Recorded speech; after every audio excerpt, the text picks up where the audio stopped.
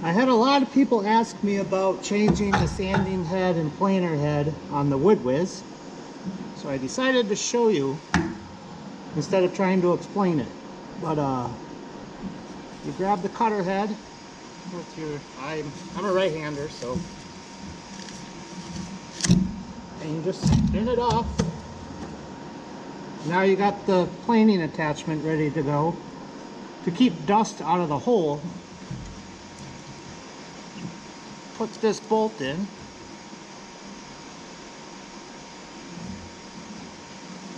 And it comes with a tightening tool.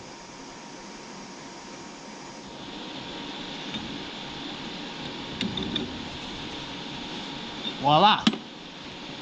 Now you are ready to plane. And then for the side to side,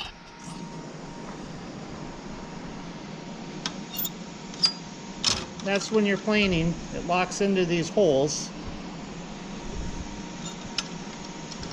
See? And then you can move it back and forth. It's pretty smooth. And then if you want to sand,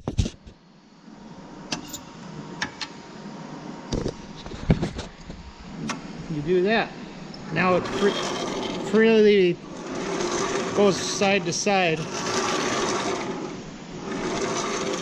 That way it won't lock into those holes. To go up and down, this. To lock it in place, voila.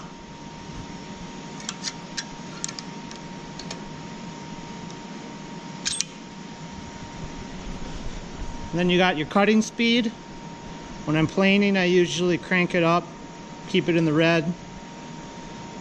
When I'm sanding, I keep it in the green. And then this is your cutter head on and off. And then this is your feed. Go that way, go that way. And then you can adjust how fast you want your power feed. So that's it.